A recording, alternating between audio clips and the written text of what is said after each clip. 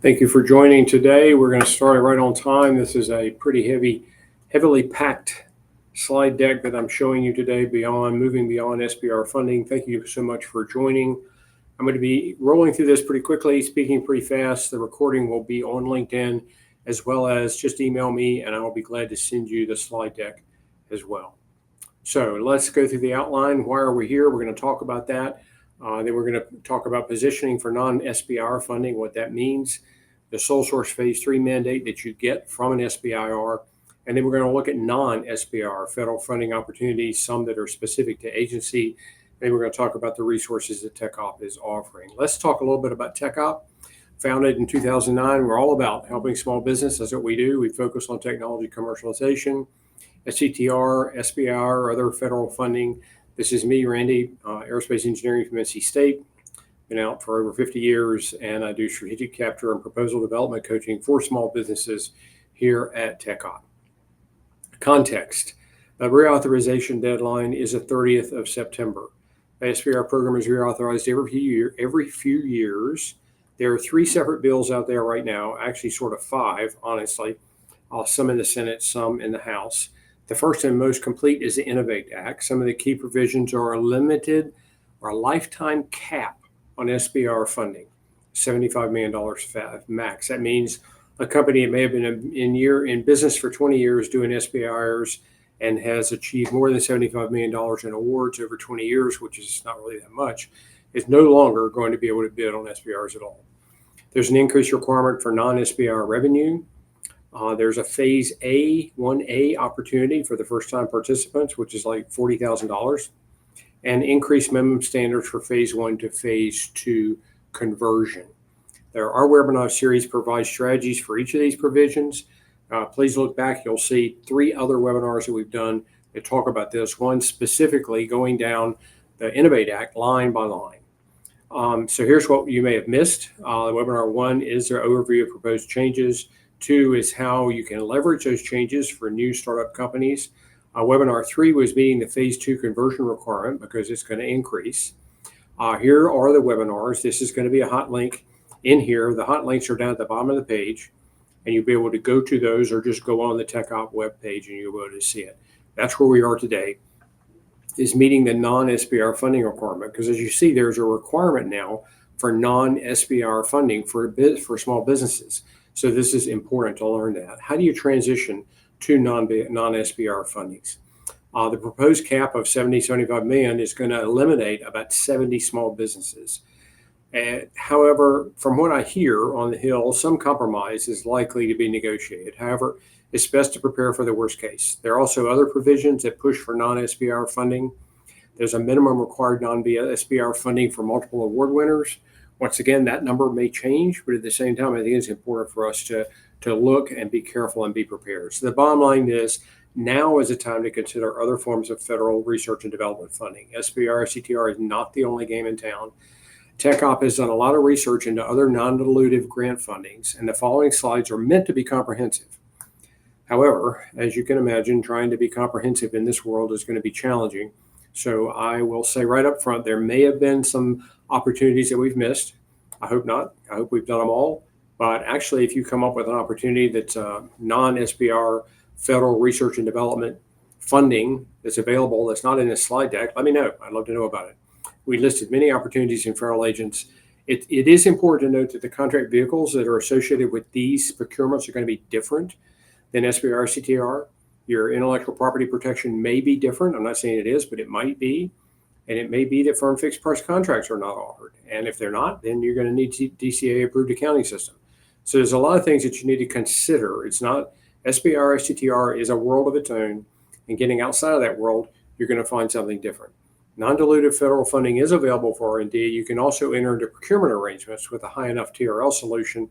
Today, we're going to focus on non-SBIR R&D opportunities. Let's position ourselves for that funding. Here's some federal funding priorities. H.R. 1 was signed on July 4th, 2025, which is a legally binding reconciliation package. It actually comes out of a concurrent resolution that came out of the House earlier that establishes a congressional budget. It actually establishes a budget for 2025 as well as the budgetary levels for 2026 through 2034. And it provides instructions for legislation that increases or decreases a deficit and increases a debt limit by specific amounts. So this is what's out there. There is a One Big Beautiful Bill Act, and I didn't make that name up. That is exactly what it says on the act. And these are how it impacted various agencies. I'm going to go through those quickly one by one. DHS was probably the big winner in the Big Beautiful Bill Act. As you can see, their budget impact went up almost 65%. DOD was also a winner at an increase. DOE unfortunately went down, not a huge amount, but it did go down. USDA went down a little bit more. NASA lost a considerable amount of budget, which is a problem, I can imagine, for anyone that's focused on NASA. NSF was the big loser, unfortunately. We're hoping that NSF will still have funds available. I know they do. They had a huge budget, so they should have funds available for relevant research. EPA lost a tremendous amount as well. One thing that we think is really, really important as you're moving into any kind of funding opportunity is to know your customer. You need to contact your customer ahead of any request for proposal or a FOA that comes out. You need to understand their need and understand their acquisition process and requirements.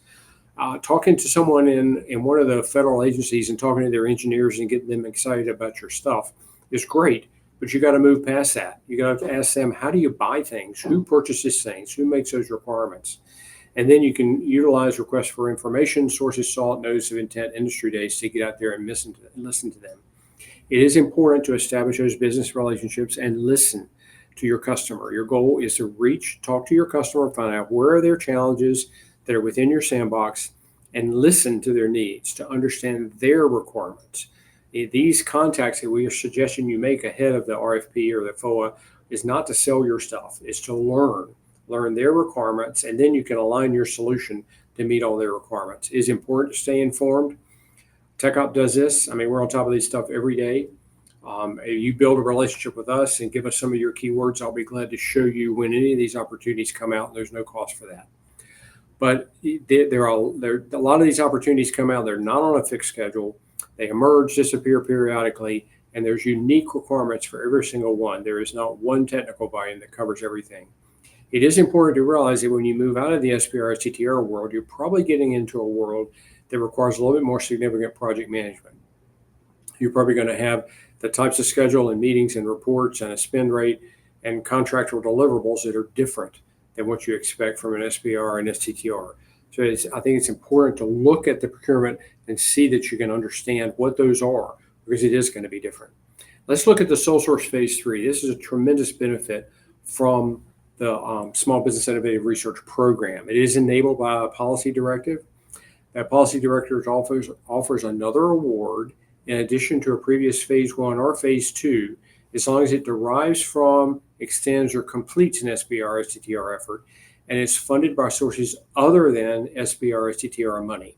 So phase 3 can do all kinds of things. It needs to be funded outside of the SBIR program. It can be a commercial application. It can be taking technology that's been developed under a phase 1, maybe even a phase 2, but you didn't get as far as you wanted to, and be able to take that technology and leverage it into another federal agency, or even back to this federal agency, and go ahead and finish that work and continue that SBIR STTR work. The government does not have to create another competition for this. There's no limit on the number, duration, or dollar value. You can get a phase 3 for $100 million. No limit on the time elapsed between phase 1, 2, and the phase 3 award. You can pull out a phase 1 or a phase 2 that you did 3 years ago, and you can see topics are coming out on that now, and you can go straight to the agency and say, hey, you can award me a phase 3 on this. So having an SBIR contract is a real bridge into phase 3. I want to emphasize that phase 3 is not necessarily on the shelf at Walmart. Phase 3 can continue the research and development. You can go into phase 3 with a TRL of 4 or 5. It does not have to be production ready in order to go to phase 3. So let's think about that sole source advantage, and there is one. There's no time limit. As I said, it can be awarded to any previous SBIR contract from any agency for any value for any time frame. We recently helped a company that had DOE phase 2 into an Air Force phase 2, and they're doing great with it. And it was sole source, and it was awarded in weeks. It is non-competed phase 3 funding. They're not required to compete. their phase 3 awards as long as they come from previous phase 1 or phase 2 awards in the SBIR program. And it really helps the government as well, because it benefits the federal program because the acquisition is done very quickly. And that's a real benefit for them. Here's the policy directive in total. I'm not going to read that to you. It'll be on the slides if you'd like to read that later. The link to the policy directive is right down here. These slides are going to be available, and they do have the hot links in them.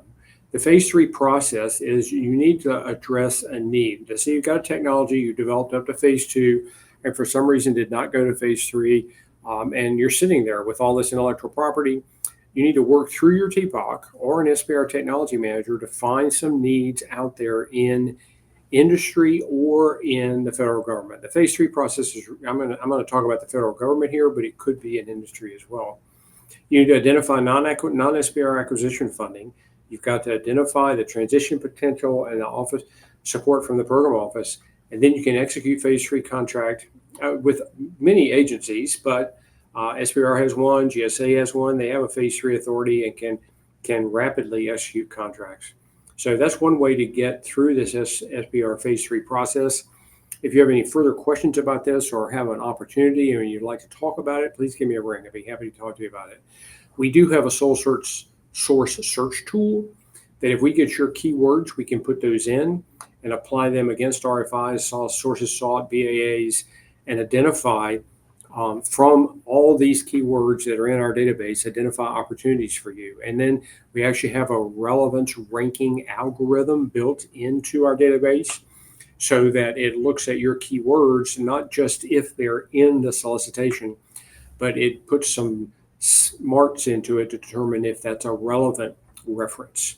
So our goal is to be able to prioritize opportunities for you so that you're not looking at things that are not relevant.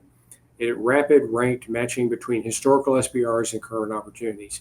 All you need to do is send me your keywords and we will do this. There's no cost for it. Let's talk about federal funding opportunities. You need to register for listservs in these things. You need to check back often so that you're seeing RFIs, sources sought, industry days, special notices, and look at these long-range acquisition forecasts. It's often called an LRAF. You need to look at those. SAM.gov is a great place to start. Grants.gov is a great place to start. One thing that I'm going to attempt to do during this whole presentation is on every single slide, I'm going to put a little chart like this up there. And this is Randy's opinion of what TRL level your technology needs to be in order to consider this particular opportunity. Please don't hold my feet to the fire too much. I tried my best, but hopefully you're going to be able to look and see if your TRL needs to be high or low in order to go after this particular opportunity. Let's look at SAM. SAM's a good place to start. There's 45,609 opportunities on there right now. If you just go look, we looked at it yesterday. You can filter by multiple criteria, set aside what type of notice, information, what type of contract. There's a lot of things that you can filter. SAM.gov is a great place to go. Here's one way to do it.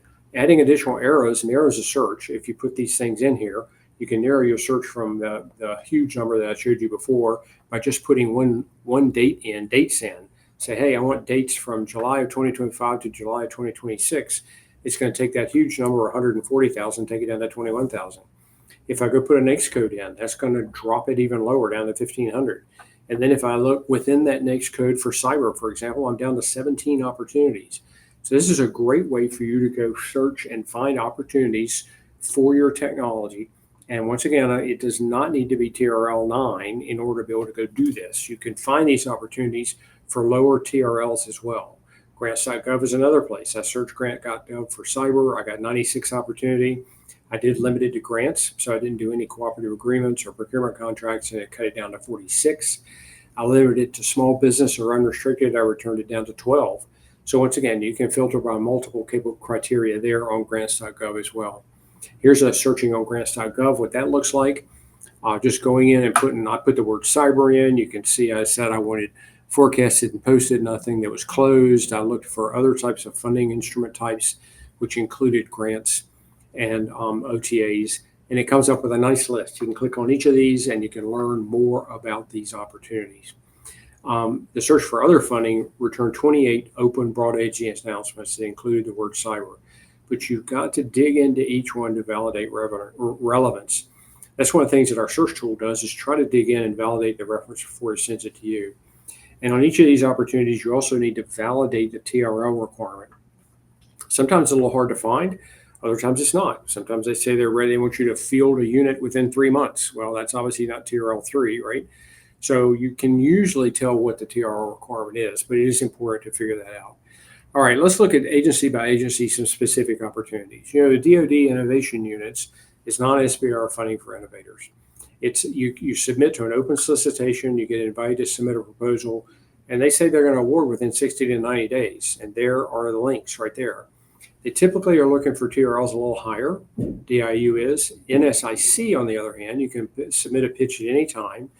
And as you can see, they say TRL 3 to 6 innovations are accepted. They use OTAs for contract vehicles, which we'll go through a little bit later, other transaction authorities. And that's the reference right there. So there's my TRL chart with a little arrow a little further to the left. The NSIMP also, the Propel thing, offers innovative and non-traditional partners. And for small businesses that are not familiar with the terminology non-traditional, what that means is it is a small business that has not had a FAR regulated procurement in the past 3 years, and that's probably most of them. So the current opportunity for Ready Now Uncrewed System Solutions is right there. They're looking for pretty high high TRL for this one, but DoD does have an increase in funding, so there's money there. There's also the AFTIT program. There's a workshop held in 2025 and recorded. The hot link is there to the right.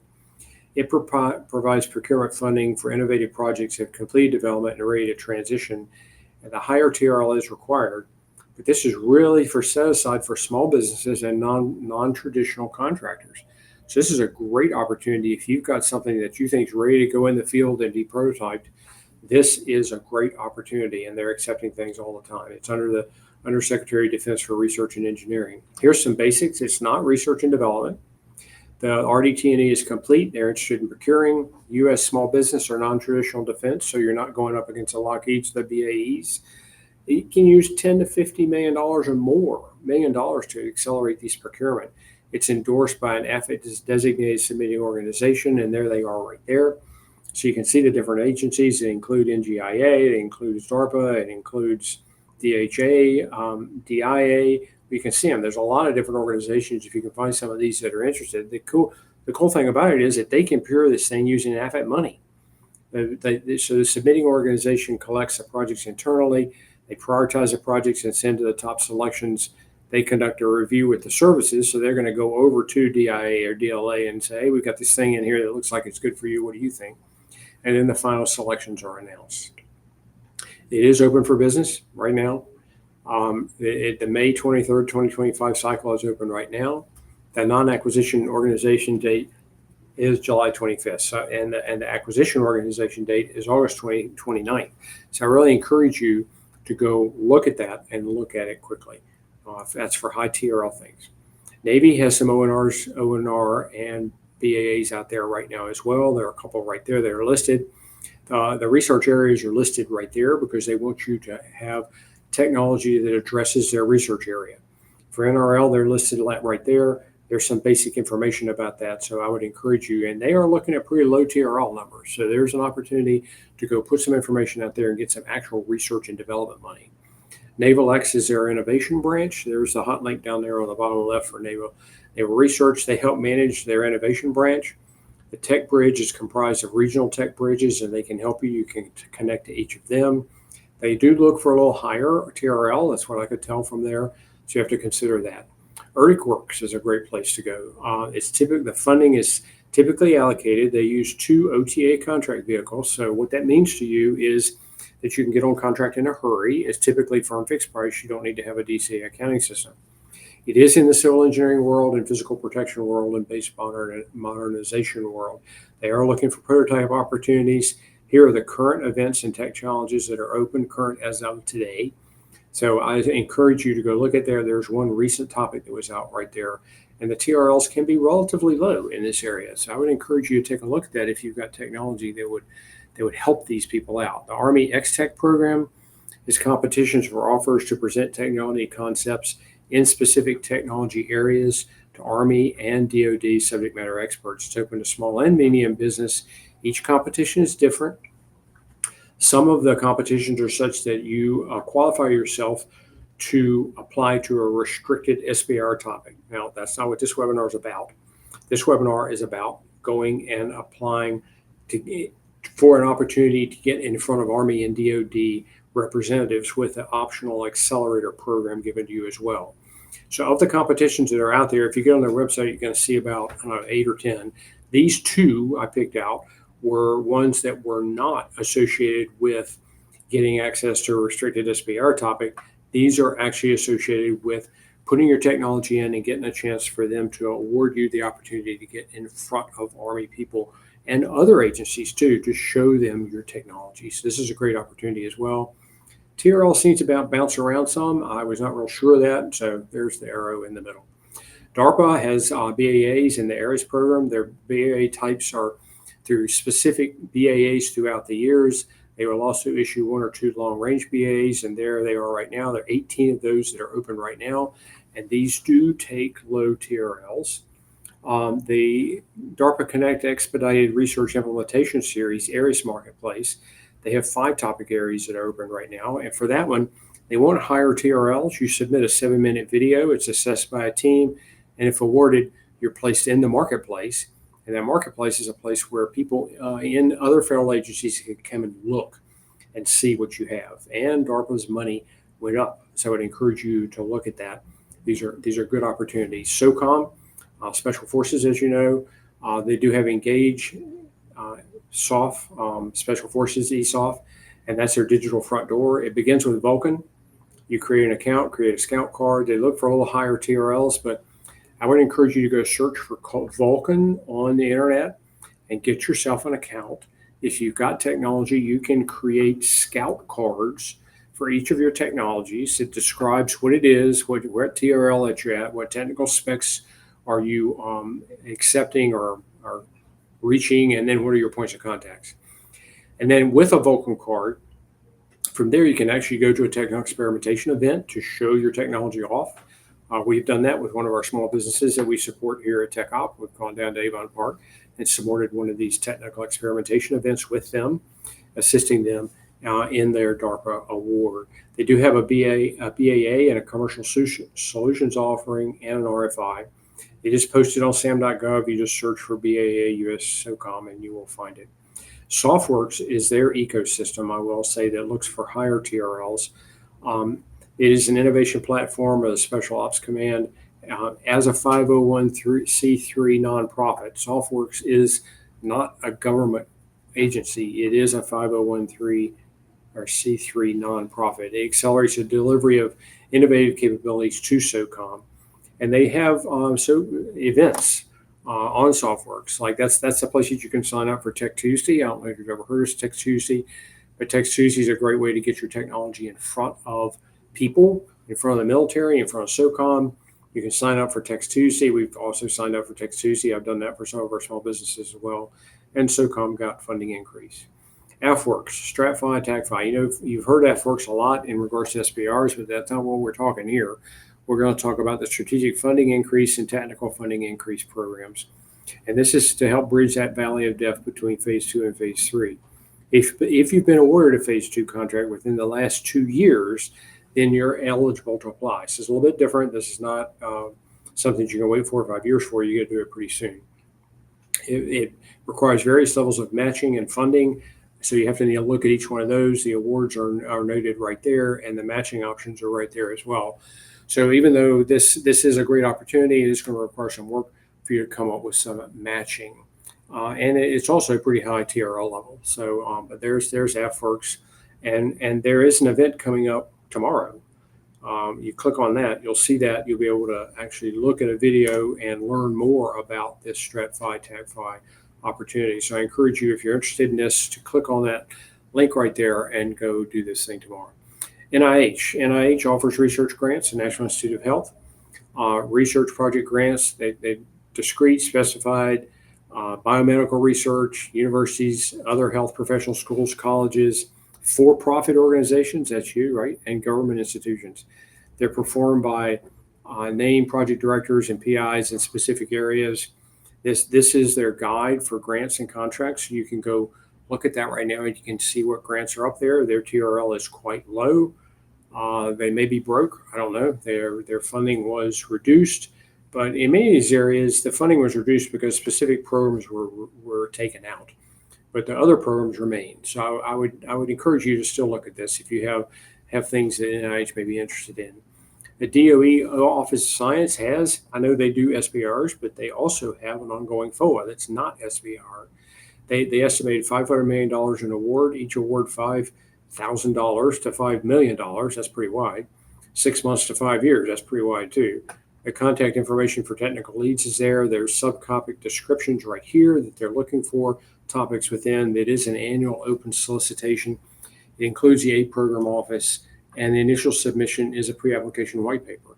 So there's the FOA. You can click on that and get to it, and you will be able to read about this thing. Then they are looking at relatively low TRLs as well. So this does not need things that are ready to go into the field yet. They do have research, lots of different research funding for energy efficiency and renewables.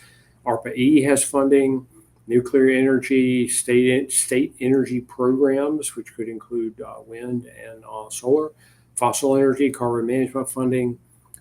They have the Office of Indian Energy Policy and Programs funding, and each of these little buttons over here is a hot link that would take you to that program so you can learn more about it. And their TRLs are relatively low as well, so that's a great opportunity too. They may not have the funding they had before, but there is still funding. So just because an agency is losing some funding this year does not mean you should not consider them. ARPA-E is the high-risk, high-impact research. I know some of you probably went to the ARPA-E conference up in D.C. That's where we were. We probably met some of you there. And they have 100 different programs. 55 are currently active. They include some exploratory topics and open solicitations every 3 years. 2024 includes research areas, as you see there. And there are currently 12 open non-SBIRs. So there's opportunities for you right there. You can click on that, and they actually have an innovation summit coming up next year. This is the one we went to last year, where we may have met some of you. And their TRLs can be relatively low as well. NASA also has research funds. The Science Mission Directorate main research solicitation is ROSES. ROSES typically would be released by now, but it's not there. Or wait, yes, wait a minute. Come to think of it, ROSES did get released. In fact, it's just a few days or weeks old, so it is there. There are 35 proposal opportunities that are right here. So get these slides. You'll be able to click on this right here and go right to the proposal opportunities. There's also a New Frontiers 5 announcement of opportunities that they expect to release in 2026. And they have relatively low TRLs as well. And not everything NASA does is in space, right? I mean, they have facilities that they have to maintain. They do a lot of software development in conformal fluid dynamics and other things. So, there's an opportunity too. Yes, they got their funding cut, but there is still funding. Department of Agriculture, there's one non-SBIR opportunity right now called the Open Data Framework. $1 million, 24 months. Unfortunately, there's one awardee. So this is pretty interesting, isn't it? Anyway, I'm giving you what's out there. The TRL looks like it needs to be pretty high for this one, but if you have something that could help build an open data framework and you've got something that's a pretty high TRL, this might be worth beating on. They did get a funding decrease as well. DHS is quite flush with funding for 2026. Their long-range BAA answers questions like they've got noted right there. It does not allocate a predefined level of funding as such. I mean, you discuss with your program manager and you could get funding, well, I'm not going to say at any value, but quite a few. Products that are available to the commercial marketplace or support services of any kind can't be purchased through this long-range BAA. So nobody's going to be able to go in and swipe that BAA money to buy stuff that's out there on the shelf, so to speak. They can't do that. It's for original state-of-the-art research or unique prototypes that require proof of concept. And all submissions are peer-reviewed. And as I said that, there's some low TRL money available there, and they've got a big funding increase. So I think that's a really good one. There's your long-range BAA topics, 23 topics in 6 different mission areas. I won't hover on this very long, but please feel free, once again, just reach out to me. I'll send you the slide deck, and you'll have all of these. There is the Acquisition Research Center for the NRO and all the intelligence agencies. I apologize that this screenshot is old, and this link, even though it says it's there, may not be working. It was not working a half an hour ago when I called NRO, and she said, yeah, I know, the website's down. We're working to get it back up. So when you click on that, it doesn't go anywhere. That's really not me. But they are working to get it back up. And this is a thing that I really encourage you. If you've got things that the intelligence agency should be interested in, you really need to be on this site, because it takes a little bit of work to do this. You need to know what you're doing.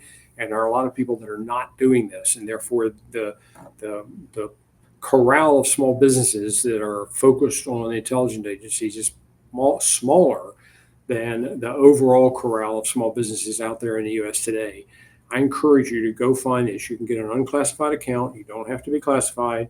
And you can find a number of unclassified opportunities from NRO, from NGA, from CIA, from DNI. I mean, Secret Service is on here. FBI is on here. So you're going to find opportunities from all these types, and I think you can see them there.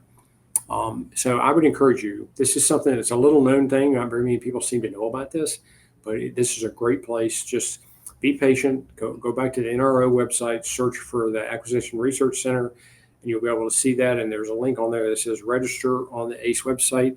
Click on that. It'll take you nowhere, or at least 30 minutes ago, it took you nowhere, but they will get it back up. Now, OTAs. What are OTAs? Is an OTA right for you? It's a streamlined contracting exempt from certain FAR type regulations. They wanted to do research, developing prototypes, and starting follow-on production. So there's money there for that. Approximately half are awarded via consortia, and a consortia issues the solicitations to members. It's small and large businesses qualify. You do review specific process steps with the issuing organization, and they will tell you about it. A consortia, you need to join. The good news is that joining is not onerous, and this link down here will take you to a nice link that shows all about OTAs and these consortia. So the fee to join a consortia is typically on the range of $500 a year, and you're going to get a lot of opportunities that are sent to you that nobody else is going to see. Here's the ones for the Army, and each of these are hot links. So when you get this web, you can get this this deck. I'll send it to you. You can click on these and go to them. Here's the ones for the Navy. Here's the ones for the Air Force. So this is a great opportunity too. All right, let's roll here. Hey, I'm doing pretty good. Not much more than a half an hour.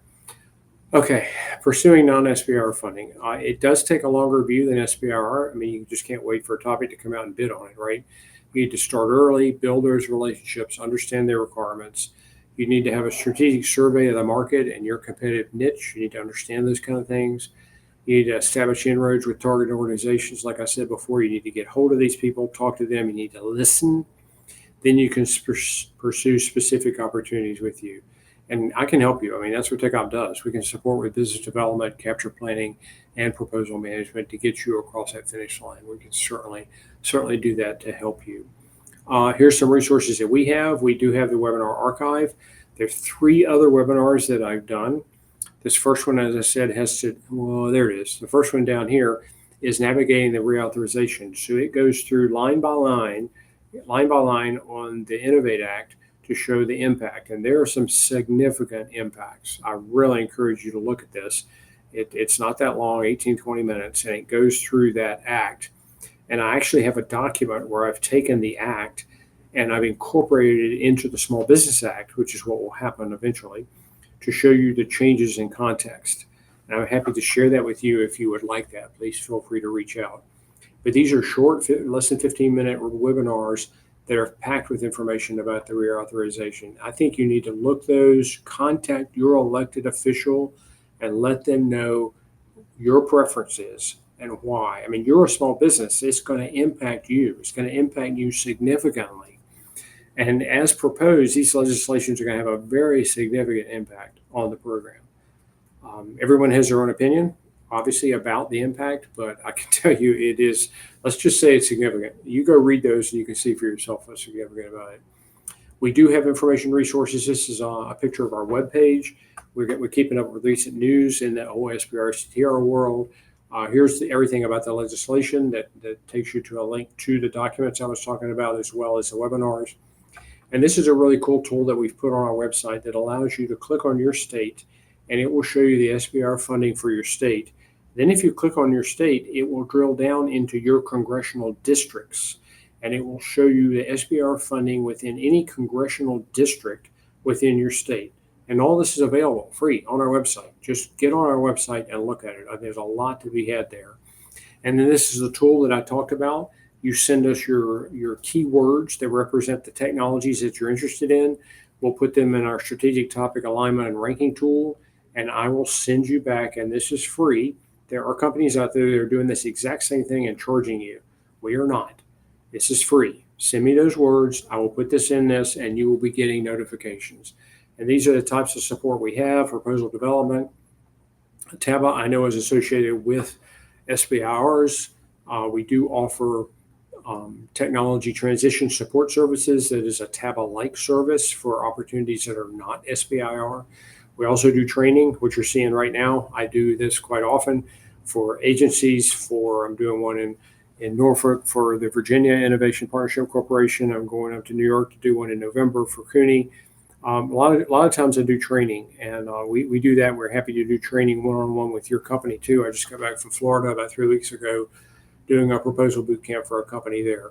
And strategic marketing, just to help you understand, what do I have? Is there a market for it? How can I go address that? So thank you very much for hanging in there. We're 36 minutes, not too bad over. My boss was afraid I was going to go ramble on for an hour. I did not. So please, there's my contact information. Email me, and I will send you these slides. If you have questions, feel free to call me. That's my phone number, and I'll be glad to answer and talk to you. If I'm tied up, I will give you a ring back, leave a voicemail. And I really do appreciate you taking the time to join us for this webinar. I will make note that there are 3 other webinars on LinkedIn that you can click on and watch at your leisure. They give you some additional information about the Reauthorization Act. So thank you again for joining. Please feel free to reach out to me. We are not a lawyer. We're not on the clock. You call me, talk to me. It is not going to cost you anything, and I'll be glad to help you as best I can. So thanks again for joining, for giving us your time. This is Randy Simpson at TechOp here in Blacksburg, Virginia, signing off. I hope you have a good rest of your afternoon. Thank you.